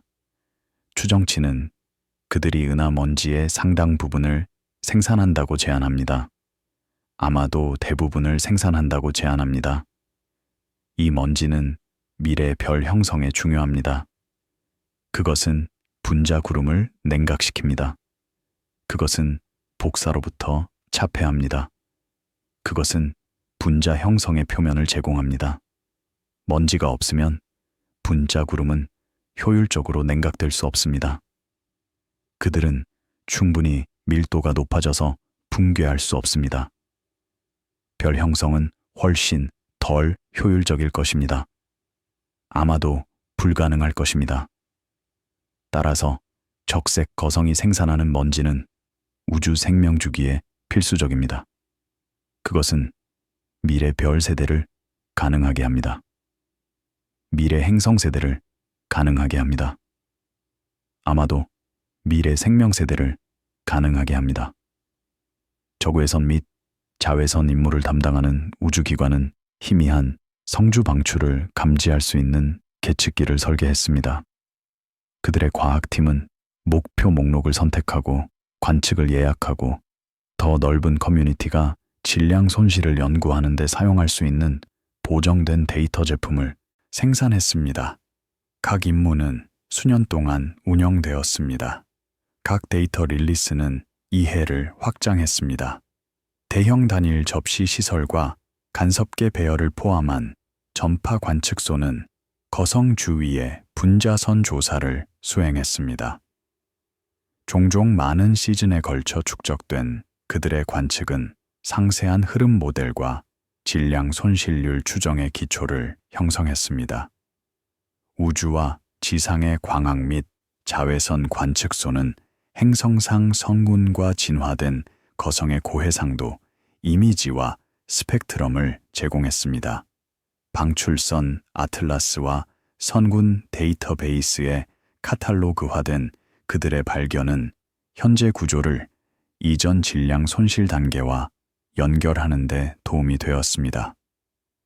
이론 및 계산 그룹은 별 바람, 먼지 형성, 엔벨로프 역학의 모델을 개발했습니다. 관측을 시뮬레이션과 일치시킴으로써 그들은 측정된 비율과 형태에 대한 물리적 해석을 제공했습니다. 복사 압력, 맥동, 대류가 거성 대기에서 주변 공간으로 물질을 어떻게 구동하는지 명확히 했습니다. 별바람의 구동 메커니즘은 복잡합니다. 복사 압력이 역할을 합니다. 별빛이 먼지 입자를 밀어냅니다. 맥동이 역할을 합니다. 별의 팽창과 수축이 물질을 밀어냅니다. 대류가 역할을 합니다. 뜨거운 물질의 상승이 에너지를 제공합니다. 이 모든 과정이 함께 작동하여 바람을 생성합니다. 초당 수 킬로미터에서 수십 킬로미터의 속도로 물질을 밀어냅니다. 적색 거성의 경우 복사 압력이 주요 구동 메커니즘인 것으로 보입니다. 별의 광도는 높습니다. 먼지 입자는 복사를 효율적으로 흡수합니다. 그들은 바깥쪽 힘을 경험합니다. 그들은 계속됩니다. 그들은 가스를 그들과 함께 끌어당깁니다. 충돌을 통해서입니다. 바람이 형성됩니다. 그것은 별에서 멀어집니다. 성간 매체로 들어갑니다.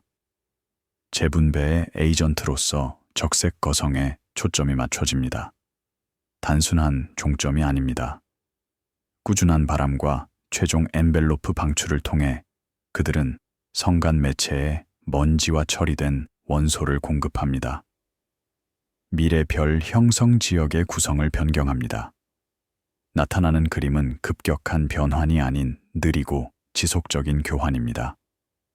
많은 분석객의 문서화된 질량 손실률과 성운 구성은 거성이 은하 생태계에 필수적이라는 것을 보여줍니다.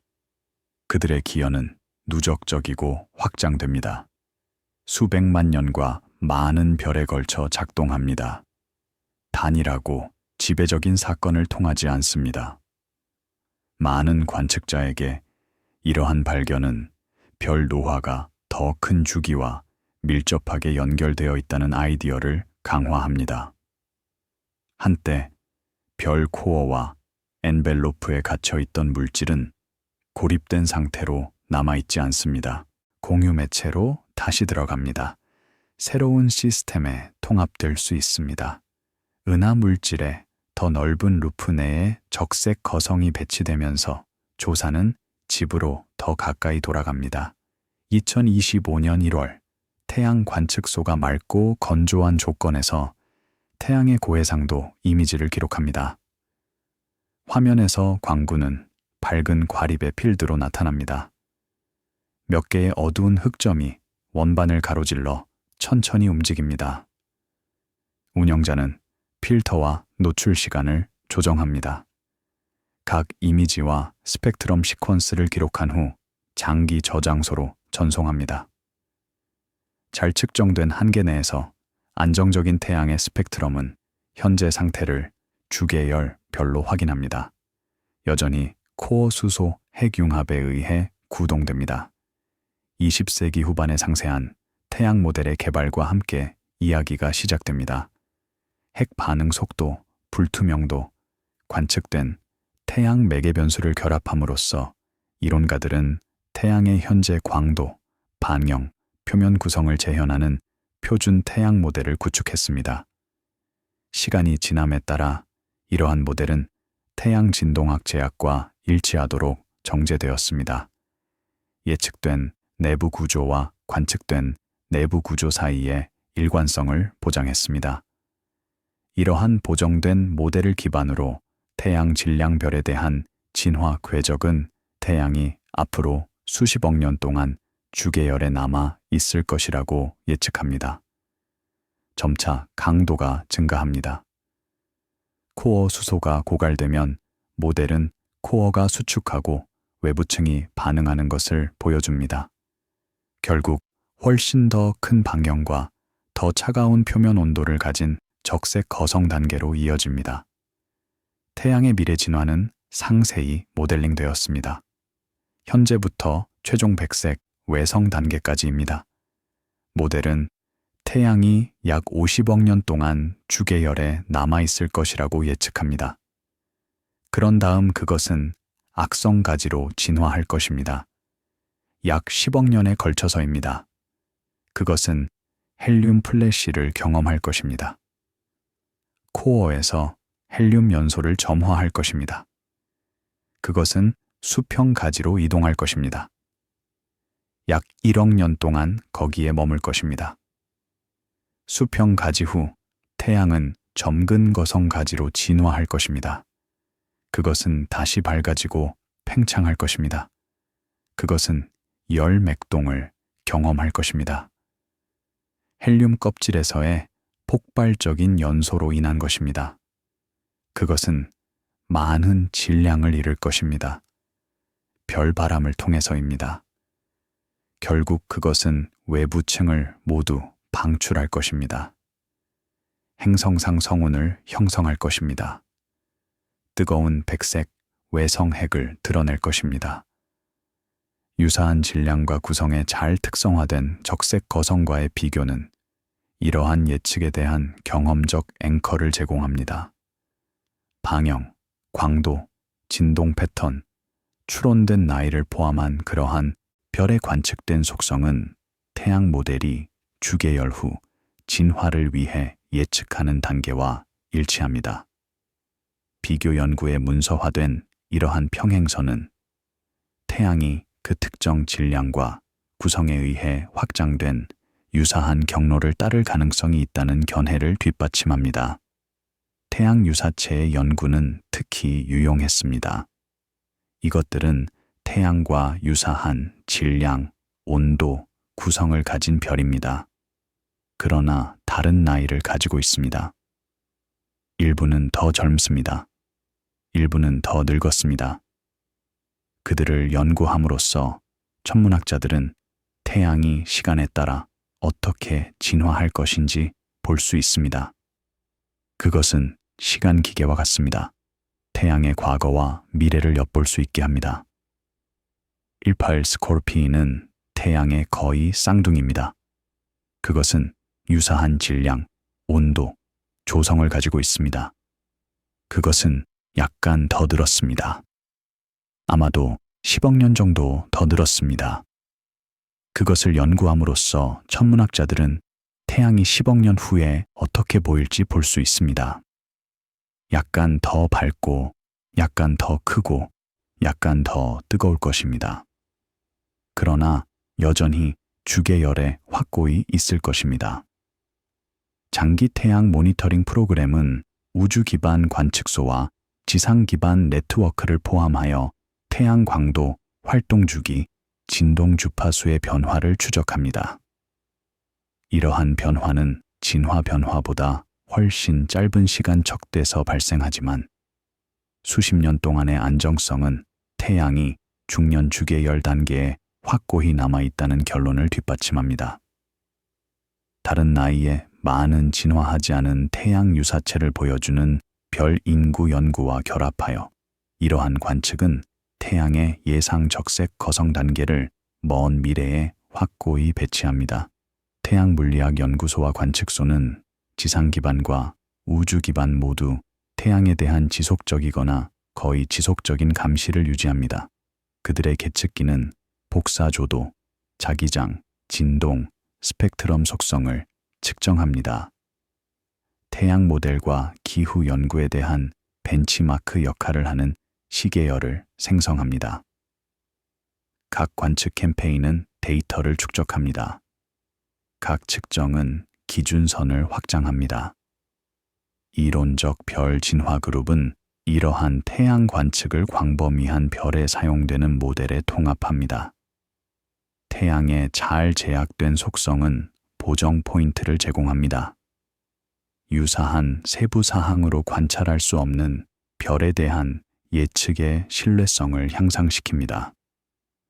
별 진동학 및 별 인구팀은 태양 데이터를 태양과 유사한 별 및 적색 거성의 데이터와 비교합니다. 그들의 교차 인구 분석은 태양의 현재 상태를 더 큰 진화, 시퀀스 내에 배치하는 데 도움이 됩니다. 주계열 속성과 거성 단계 특성을 연결합니다. 태양과 별 기록을 관리하는 국제 데이터 센터는 수십 년의 관측이 미래 재분석을 위해 접근 가능하게 유지되도록 보장합니다. 그들의 보관 작업은 나중 세대가 개선된 기술로 이전 데이터를 다시 방문할 수 있게 합니다. 원래 관측을 반복하지 않고 타임라인과 경로를 정제합니다. 각 아카이브는 증가합니다. 각 데이터 세트는 보존됩니다. 관점에 초점이 맞춰집니다.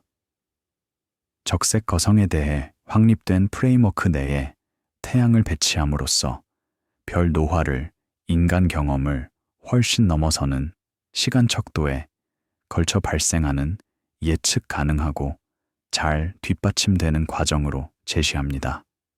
증거는 미래 적색 거성 단계를 극적인 미지가 아니라 수많은 다른 별에서 관찰된 조용하고 지속적인 시퀀스의 또 하나의 단계로 가리킵니다. 분위기는 차분하고 관찰적으로 유지됩니다. 추측보다는 계산과 비교를 강조합니다. 많은 분석객에 잘 연구된 별로서의 태양의 상태는 현재, 이해와 장기 예측 모두에 대한 확신을 제공합니다. 태양계에 중요하지만 그것의 최종 팽창과 질량 손실은 은하 전체에 걸쳐 문서화된 동일한 패턴에 맞습니다. 많은 관측자에게 이 관점은 우주 변화에 측정된 견해를 제공합니다. 오늘날 안정적이고 면밀히 모니터링되는 태양은 언젠가 이미 매핑되고 분석된 거성과 닮을 것입니다. 그것의 노화는 기록의 또 다른 사례를 추가할 것입니다. 다이어그램에 또 다른 점을 추가할 것입니다. 무엇이 뒤따르던 물질의 또 다른 소스를 추가할 것입니다. 조용한 제어실에서 관측은 계속됩니다. 망원경이 추적합니다. 감지기가 기록합니다. 스펙트럼이 처리됩니다. 각 데이터 세트는 보관됩니다. 각 측정은 이해를 정지합니다. 하늘은 아카이브이자 예측으로 남아 있습니다. 같은 길고 측정된 여정에 다른 단계에 있는 수많은 별을 기록합니다. 적색 거성은 더 이상 수수께끼가 아닙니다. 그들은 별 진화에 잘 문서화된 단계입니다. 그들의 속성은 측정되었습니다. 그들의 내부는 탐사되었습니다. 그들의 기여는 정량화되었습니다. 그들의 미래는 예측되었습니다. 각 관측은 이해를 추가했습니다. 각 측정은 확실성을 증가시켰습니다. 각 모델은 예측을 정제했습니다. 밤하늘을 가로질러 적색 거성이 조용히 빛납니다. 그들의 확장된 대기는 주변 공간으로 물질을 흘립니다. 그들의 코어는 더 무거운 원소를 단조합니다. 그들의 진동은 내부 구조에 대한 정보를 전달합니다. 각 거성은 별 노화에 살아있는 실험실입니다. 각 관측은 데이터를 추가합니다. 각 분석은 이해를 심화시킵니다. 수십억 년 후 우리의 태양도 이 단계에 들어갈 것입니다. 그것의 외부층은 팽창할 것입니다. 그것의 표면은 냉각될 것입니다. 그것은 적색 거성이 될 것입니다. 그러나 이것은 먼 미래의 사건입니다. 인간의 시간 척도를 훨씬 넘어섭니다. 지금은 태양이 안정적으로 남아 있습니다. 꾸준히 빛나고 있습니다. 면밀히 모니터링되고 있습니다. 완전히 이해되고 있습니다. 적색 거성의 연구는 계속됩니다. 새로운 망원경이 건설되고 있습니다. 새로운 임무가 계획되고 있습니다. 새로운 기술이 개발되고 있습니다. 각각은 더 많은 데이터를 제공할 것입니다. 더 나은 측정을 제공할 것입니다. 더 깊은 이해를 제공할 것입니다. 각 발전은 지식을 확장할 것입니다. 각 발견은 새로운 질문을 제기할 것입니다. 그러나 지금은 기록이 남아 있습니다. 수십 년간의 관측이 축적되었습니다. 수천 개의 스펙트럼이 보관되었습니다. 수많은 다이어그램이 구성되었습니다. 많은 모델이 계산되었습니다. 함께 그들은 일관된 그림을 형성합니다. 적색 거성의 그림입니다. 별 노화의 그림입니다. 우주 진화의 그림입니다. 조용한 밤에 망원경은 계속 가리킵니다.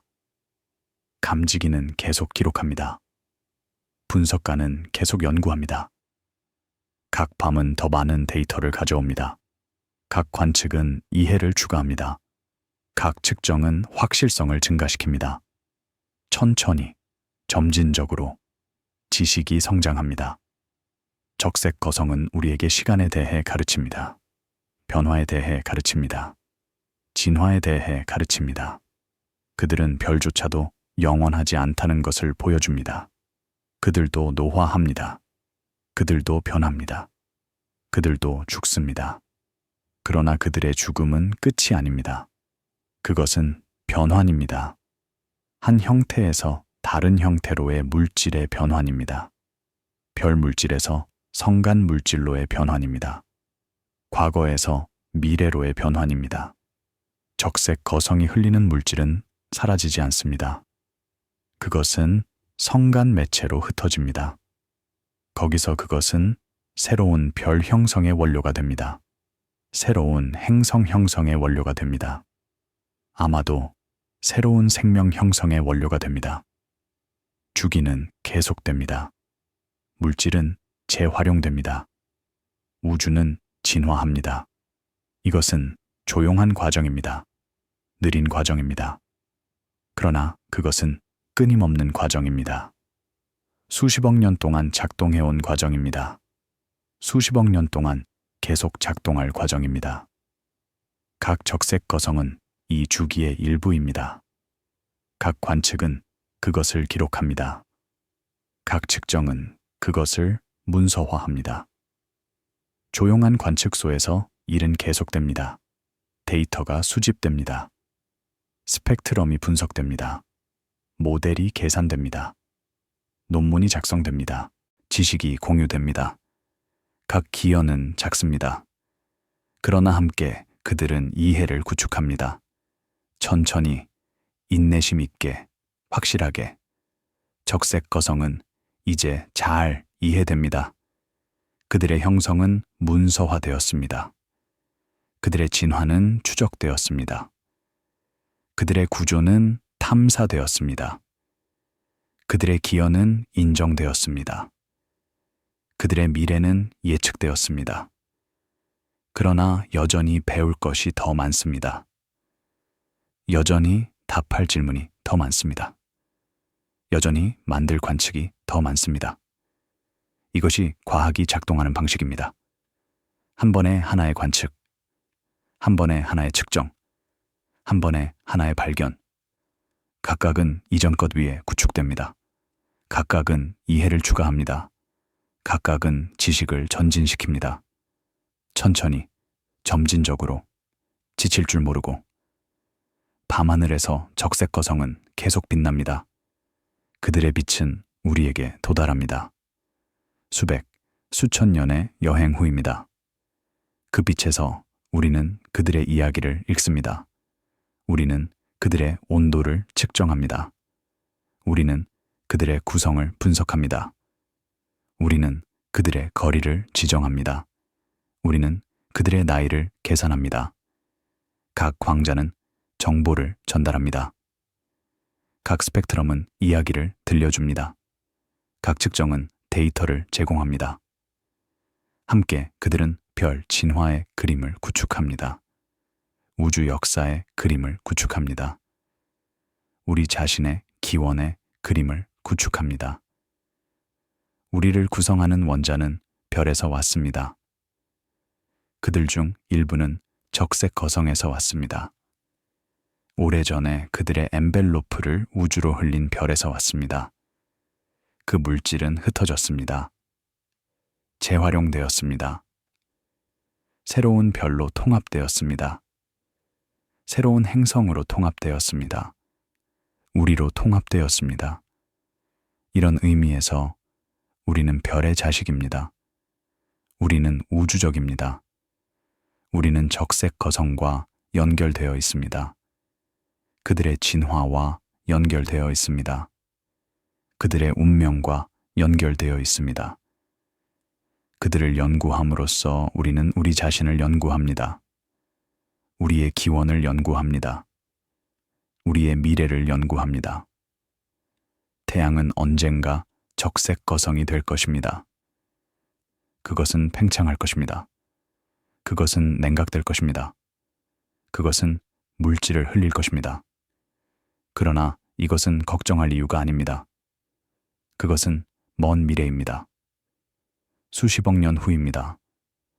그리고 그것은 자연스러운 과정입니다. 모든 태양과 유사한 별이 겪는 과정입니다. 지금은 태양이 안정적입니다. 그것은 꾸준히 빛나고 있습니다. 그것은 생명을 지원하고 있습니다. 그것은 우리의 행성을 따뜻하게 하고 있습니다. 그것은 우리의 낮을 밝히고 있습니다. 그리고 그것은 수십억 년 동안 계속 그렇게 할 것입니다. 변함없이 신뢰할 수 있게 충실하게 조용한 밤에 별들이 빛납니다. 그들 중 일부는 젊습니다. 일부는 늙었습니다. 일부는 주계열에 있습니다. 일부는 구성입니다. 각각은 다른 단계에 있습니다. 각각은 다른 이야기를 들려줍니다. 각각은 다른 교훈을 가르칩니다. 적색 거성은 우리에게 노화에 대해 가르칩니다.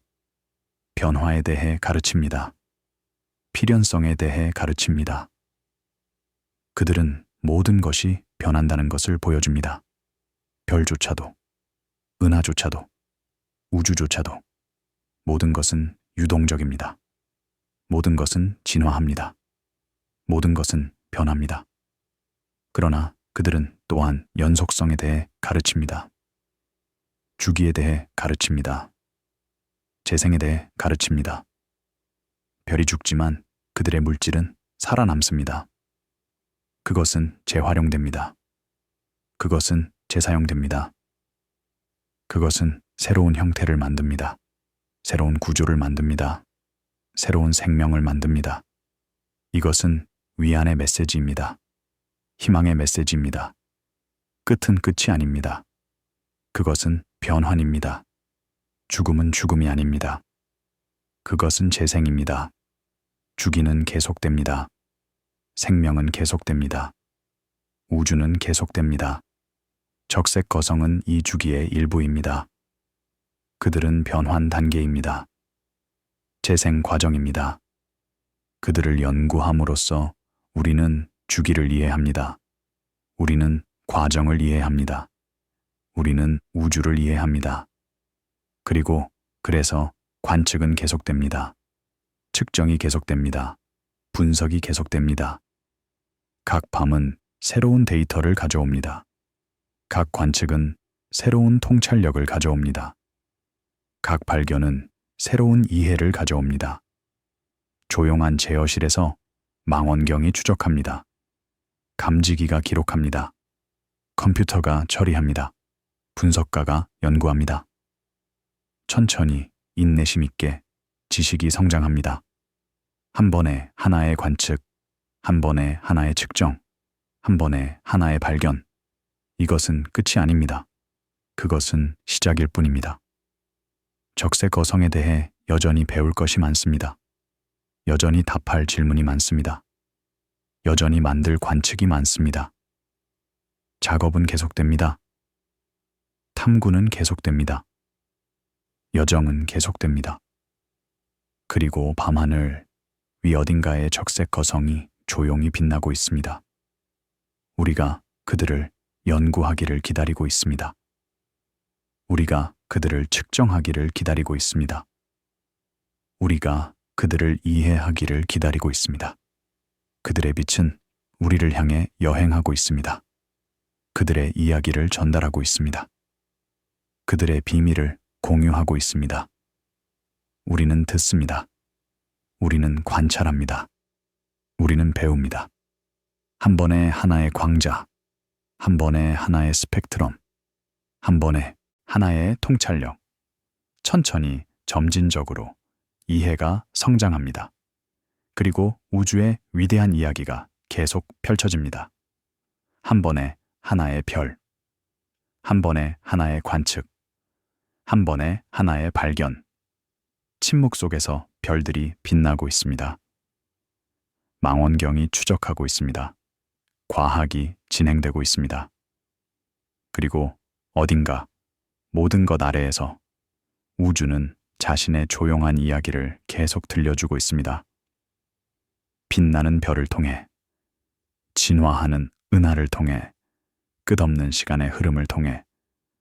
잘 자요. 부드럽게 꿈꾸세요. 좋은 밤 되세요.